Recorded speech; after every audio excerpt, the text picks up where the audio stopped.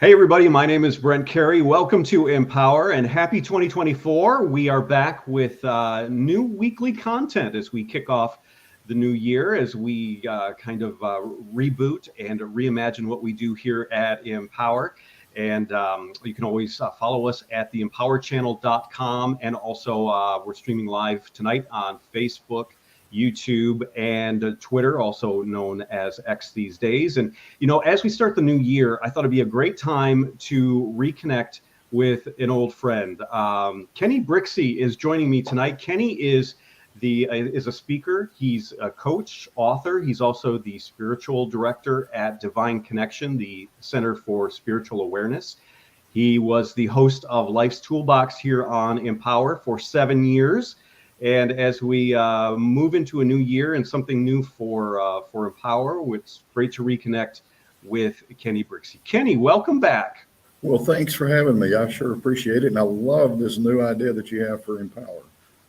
Well, thanks. Really... It's good. It's so good to be back in touch with you. And I thought it'd be great to have you kind of kick off the new year, because every year with Life's Toolbox, you would start the new year with ideas for the mindset, how to approach the new year, how to set your intentions. And I thought that would be a great place to start. And, as we start the new year, how do you approach things like this? And we're not talking necessarily resolutions, right? Right. I use intentions. And the reason I do that is some people set goals. And to me, goals are very limiting. There's a starting point, there's an ending point, and it's real easy to get tunnel vision and not experience the journey. For me, resolutions are about fixing something. And in order to fix something, your focus is so ingrained on what's wrong that it's very hard to break out of that, because what you focus on is what you get. Intentions have a lot of play. There's a lot of room to move around. And this is for me. Some people still insist that goals do this for them. Some people insist resolutions do it for them. That's all great as long as we get our mindset headed in a positive direction. And we can do that every day of the year. But at the beginning of the year, our minds are already going that direction. So, my whole philosophy is, well, let's get some things set in motion so that we can continue that throughout the year. So how do intentions differ from, say, goals? Like I said, for me, I set an intention out there, and along the journey, if I'm really paying attention to my journey, I may see that initial intention needs to adjust, maybe even change completely. But as long as I am moving in a positive direction, in a direction of my desire, this intention allows me to do that. The goal to me is, if I don't hit that specified idea, I failed. And there is no failing. As long as we're moving forward, there's no failing. In a goal, for me, my mindset is, if I don't hit that, I failed. And then that thought process, that belief in me, can carry over to all kinds of different areas of my life. And so often, we start the new year with an idea of what we want to change, whether we're setting goals, resolutions, or intentions. We start the new year pretty clear, but it's amazing how quickly, unfortunately, the old habits, the old behaviors, we fall back into the routines, and year to year, then nothing really changes. What are the numbers on something like that, with how many people actually follow through? It's been a while since I actually looked that up, but I did. That's what started me, even before the Life's Toolbox show. What started me really paying attention to this was, I read a study that in the first 30 days, something like 70% of the goals, intentions, or resolutions that were set have been let go of. People have stopped following them. They've forgotten about them. And then of the 30% that are left within 6 months, half of those have gone by the wayside. Those numbers to me were just scary. So I started looking at ways that I can not be part of those stats. And it all comes down to mindset. And you had mentioned that a little bit earlier. It's how we think about it. Our thoughts create. And the problem is that we set these goals and we set these intentions, we set resolutions, however you want to look at it. And we do two things. One, we pay attention to the things we're trying to get away from too much. You know, if we're trying to get a new car, it's because we're trying to get away from an old car. If we're trying to get a new wardrobe, it's because we want to replace our old wardrobe. And our thought process is about getting away from something. Our thoughts create. So if we're focused on what we're trying to get away from, guess what we're going to get? We're going to get more of that which we're trying to get away from. The intentions, this new mindset gets our focus on what it is that we want, that we desire. And we start thinking in that direction. Here at the church, and for years at many seminars that I did, excuse me, we did a release ceremony where anything you wanted to get rid of, if it's an old wardrobe, it's an old car, whatever it was that you wanted to get rid of, bad health, we wrote it down. And you just make this list as long as you can possibly make it. Everything that you do not want to carry into the new year, write it down. And then I challenge people to look at that list. What's the opposite? What do you really want? Okay, if it's the old car, okay, what I really want is this new car. So I make sure that people flip this over so they have something positive to focus on. And then I go and build a fire. And we do a visualization where we see this thing that we're trying to release, that we're trying to get away from. We see this go up in smoke. And in that smoke, we vision that it is purifying and coming back to us as what we desire. And why is that so powerful, that kind of ceremony? It is a physical representation of what you really desire. It's a way of doing something, because as human beings, we think we have to do something all the time. We don't buy into the truth that our thoughts, if we just change our thoughts, we're going to create something new. That's hard for people to fathom. But when they can actually do something and take a piece of paper with all this stuff written down on it, burn it, visualize it changing, purifying, coming back, that's something that sticks with them. That visualization, that process sticks with them. And when the thought of an old car that we need to get rid of comes back up, the next thing that pops into mind is that visualization, that whole process again. And so you're back on focusing on the new. So you have a whole process that you've put together to help people really level up in the new year, get what they want, and follow through. So would you like to kind of go through what you've put together? Because this has been like many years process. You mentioned you used to do presentations, you would do seminars, you would work with people in a number of different venues doing certain processes, and now this is kind of what you've refined. It is, and I have to be honest here. This is not something that I created. This is something that I learned, and basically I stole it. but the people who showed it to me are fine with that. But it's a series of questions that we can ask ourselves, and what I do is I challenge people to write down their intentions or their goals, their resolutions, whatever it is that they want. I ask them to write that down, and then pick one. So the audience that's listening in, if you have an intention that you've set for the new year, bring it to mind right now. And I'm going to ask you some questions, and they're going to be focused on this. The first one is, what do you want? The answer to that is simply what you wrote down or what you have in mind. The next question is, what is something that you can do to get that? I don't care how impossible your intention seems right now, there's something that you can do to put you on the path to getting that. So this is a measurable action that you can take. It's physical, mental, spiritual. It's something that you can do or something that you can change. Okay? So just consider that. What is something you can do to get that?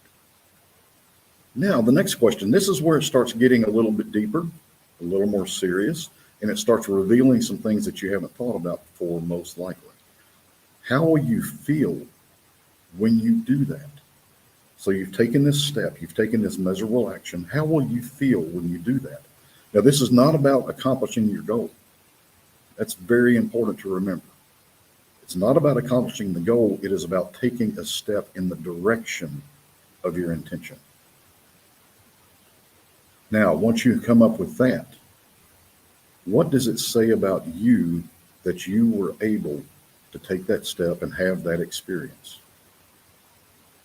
Some people have a hard time putting this together about how this is for them, how they feel about that, or what it says about them. So you can also ask yourself this question: what type of person does it take to accomplish what you just did? Either way, you're going to find something, and it's going to be something along the lines of strong or accomplished or confident or something like that. These are feeling words, and I have to warn you, if you say good, bad, great, awesome, those are grades. You have just graded your feelings. So forget the grades. We don't do grades around here. Get to the feeling. What does it say about you that you accomplished that? The next question, or the next statement that you want to do, if your answer was strong, so what you really want is to be strong. Okay? Now, we're going to go back and repeat these questions. The problem is you can't repeat an answer for questions for the fourth or the fifth question. So you go back to, what is something you can do to feel strong? And again, it's a measurable action that you can take. How will you feel when you do that? Again, it's not about accomplishing your goal. And what you're going to notice is you're not even going to go back to your goal again until the very end, after you've done this process several times. What does it say about you that you accomplished that? Or what type of person does it take to accomplish that?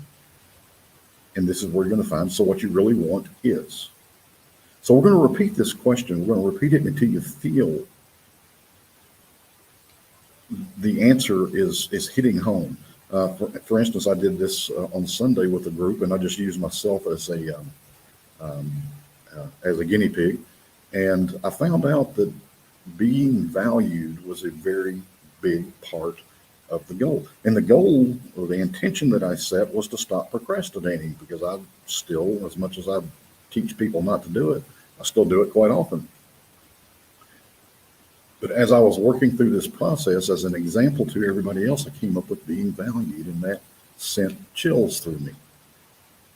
You're either going to feel goosebumps pop up, or chills, or you might even feel a warm sensation in your heart area.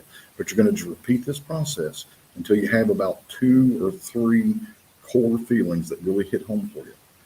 Now, this is where your initial intention comes back in, because now you have, before I go there, you may have to do this 5 or 10 times, going through these questions before you actually hit those essence level feelings. But if the words that you came up with were valued, worthy, strong, then you're going to put those in play for your journey to that initial intention. If you don't feel valued or worthy or strong in every step that you take, call a timeout. Consider a different step. And by doing this, you're actually setting up yourself to feel valued and worthy and strong in every aspect of your life, because those are key. They're not just about that intention. So I call this process, what do you really want? Because everything that we have. Everything we want is to get us to a point that we are feeling these things that we uncover. And it's interesting too, digging down that deep to the feelings of it, rather than just saying I need to start going back to the gym or these things. But Right. why do we want that? Yeah. That's what you're saying. It's that underlying motivation. Yeah. And one thing to be really careful with in this intention or goals, or, like I said, whatever you call it, one thing to be really careful with is to frame those word-wise, frame them in a very positive direction. One of the biggest goals ever made is to lose weight. The first word in that goal is a negative word. It's losing. And our minds pick up on that. One of the things that got me looking at what our mind hears was somebody made the statement one time that the word "but" negates everything that you've ever thought, that you thought in that process. For instance, if I say, if I tell my wife, "You look really pretty tonight, but your top is a weird color," her mind, not just hers, but everybody's in this situation, her mind all of a sudden deletes, "You look really good tonight." And all she hears is her top's a weird color. That's programming. That's the way our minds are programmed. The statement that somebody told me was, the word "but" means ignore everything I just said, because here comes the real truth. So words matter. Instead of losing weight, what does that mean to you? If you were to lose the weight that you're talking about, how would you feel? How would you look? What is important about losing weight? And then set an intention. Just as an example, losing weight may for you be to be more fit. And so your intention, instead of being losing weight, is my intention is to be fit. And then you want to add some sort of empowering descriptor to that, to be as fit as I was when I was 22. Because you're saying subconsciously, if that negative is also something we pick up on. Big time. Yeah, and that's why so many resolutions fail, is because the thoughts in our subconscious are running constantly, and if we don't do something to change them, if we don't redirect our thought process, it's going to revert back. Ernest Holmes said it's not enough to just release the negative. And this is not an exact quote, by the way. It's not enough just to release the negative. We have to replace that. We have to fill that void with something that we desire, something that is positive, something in the direction that we want to go. So what's the breakdown on that, Kenny? Thoughts versus habits? Because both are very powerful. Both are they're very powerful. Habits are empowered by the subconscious thoughts that are running through our bodies all the time. We've got 60 to 80,000 thoughts per day run through our mind. Consciously, we're aware of maybe 7 to 10,000. So we've got a whole lot of stuff running constantly. And these things come from race consciousness, not ethnic groups, but the human race. The belief system that the human race has. They come from the churches that we attended. They come from our parents. They come from our friends. They may not hold any, we might never have thought that we believed it, but we've heard these things over and over again, and they have created these pathways of thoughts, these thought processes within us. So the more we can do to bring our thoughts into consciousness, the better. So one of my favorite things to do, and I've been doing this for decades, I stop and whatever I'm doing, and I ask myself, what am I thinking now? And I try to tune into it. And by doing that, I am tuned in quite a bit more to those thoughts that are running in the background. The next thing we can do is use affirmations. We can use those empowering thoughts. We can focus on what it is we really want, the positive side. Um, and this all starts changing the pathways of those subconscious thoughts. And this is such a good time of year to do that. I mean, we're recording this on, and we're live, by the way. If you're watching us live, feel free to say hello. And if you have a question for Kenny, we can bring that into the conversation. So feel free to do that if you're watching right now on YouTube, Facebook, or Twitter. But the power of doing that early in the year when people are in that mindset is one thing. How do we cement those desires and going through this process, how do we keep it front and center to keep us from falling back into those habits and the old thought patterns? How do we keep that front and center?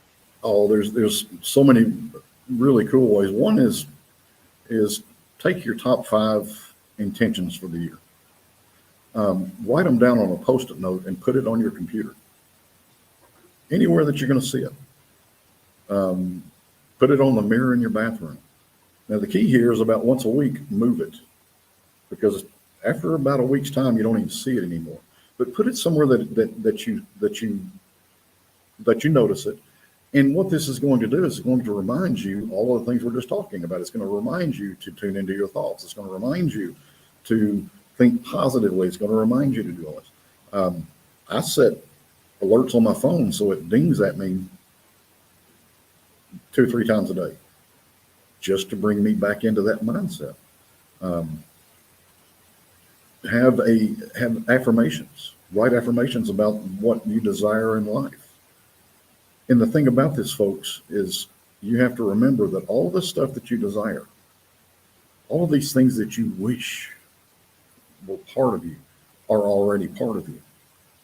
If they weren't, you wouldn't be missing them. You wouldn't be thinking that you have to work toward it. You don't have to work for it. You have to recognize it within you. You have to open yourself to the truth that you are the good that you're looking for. These are just thought processes that you can have. The affirmations that I'm talking about, write them down as if they're already done. It's not, and an affirmation is, excuse me, an affirmation is not, I am going to feel valued, worthy, and strong someday. Put that into, I am valued, worthy, strong, period. That is a powerful statement. And if you make those statements every single day, I went through a process that helped me identify some of those core traits. And just to let you know, I'm a whole, strong, and trusting man. It was a contract with myself.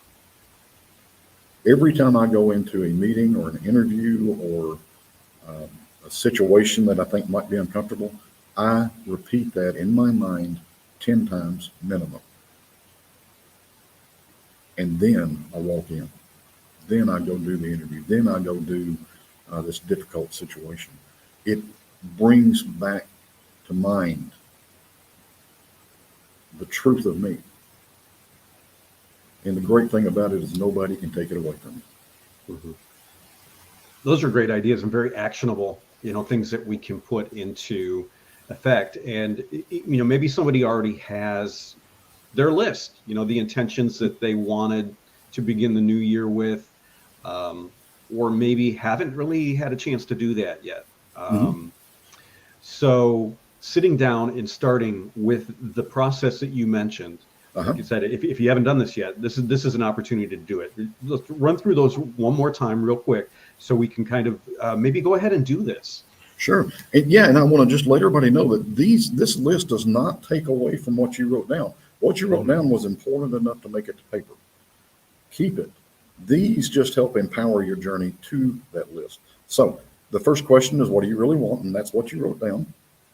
The second question is, what is something you can do to get that? This is that measurable action that you can take to start your journey. It's not about accomplishing the entire goal yet. Then the next question is, how will you feel when you do that? Remember, good, bad, awesome, those are grades. You can't use those. This is a feeling word. Then the next question is, what does this say about you that you did that? This is where you start getting into those deeper feeling words. So write that word down, just kind of slide it off the side. And then you just make the statement. So what I really want is whatever that last word was, that last feeling. So that's what you really want. And then you're going to repeat. You're going to go back to question 2, which is what is something you can do to get that. So if my answer to what does it say about me that accomplished that was strong, what is something I can do to get that? So now I'm looking for another measurable action I can take to become stronger, to believe that I'm strong. And then it's, what do you feel about you when you do that? And what does it say about you? Did you accomplish that? So we're just going to repeat over and over and over again until we get down there. And like I said, you'll feel it.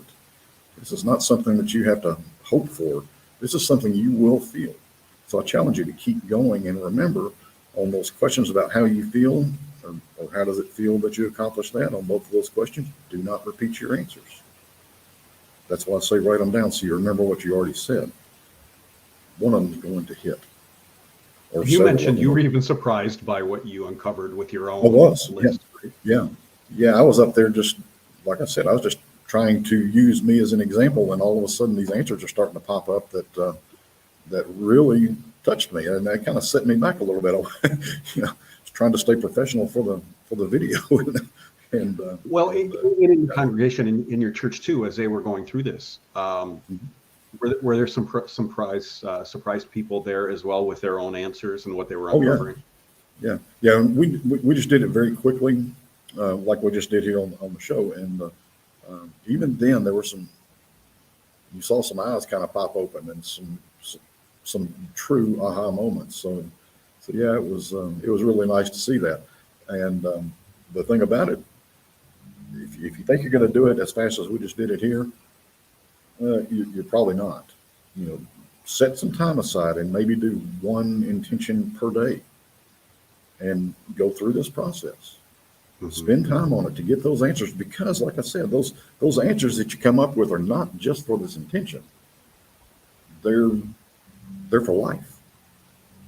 So if I'm going through life thinking, I've got to get rid of this, I got to get rid of that, I hope I get this, I hope I get this, then I'm kind of leaving things up to chance. But when I empower my intention, when I empower my journey towards those intentions with these core feelings, I've got a foundation that I can just build every step on.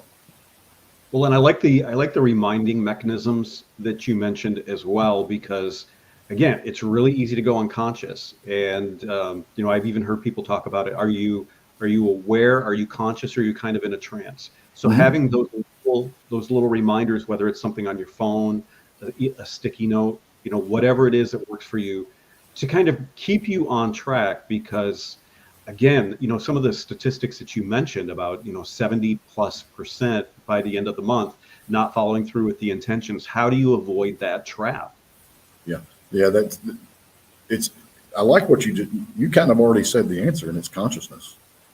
It really is. We have whatever we can do to keep our awareness on what it is that we desire. That's key. We've got to be aware of the direction we're going. And if we're not going towards what we desire, let's change directions. Because there's no shortage of good in this world. We see a bunch of bad stuff happening. If we tune into the news and a lot of social media, things like that, we see a lot of bad, but there is no shortage of good. And the Russell Wilson, who was the quarterback for Seattle Seahawks when he won the Super Bowl, his dad taught him a statement that he used right after he won the Super Bowl. And his dad taught him to ask, why not me? Anytime he saw something good that he felt like he did not have, well, why not me? The same thing here. If you see something good out in the world or something good in somebody else's life, why not you? There is no deity hanging out up there saying, okay, today this one gets good and tomorrow that one gets good. Today this one doesn't get good. It's not the way it works. The same goodness that you see in some people is available within you as well. You already have it. We just need to open awareness to it. And we do that through consciousness, through awareness. Absolutely.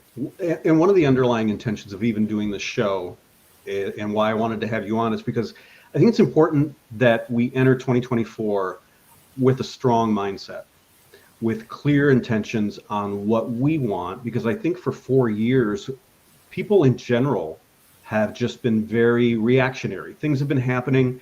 It's been kind of hard to get your sea legs, in various situations. Like you mentioned, there's a lot happening in the world right now. So it's important for everybody to enter this year being centered, strong, and entering in, kind of having a sense of being able to put your own imprint. What are you trying to do and accomplish? Are you just reacting to everything around you, or do you have clear defined goals, intentions, or whatever it might be for you? Right. Yeah, we do. We tend to react, and I choose to respond. Things happen.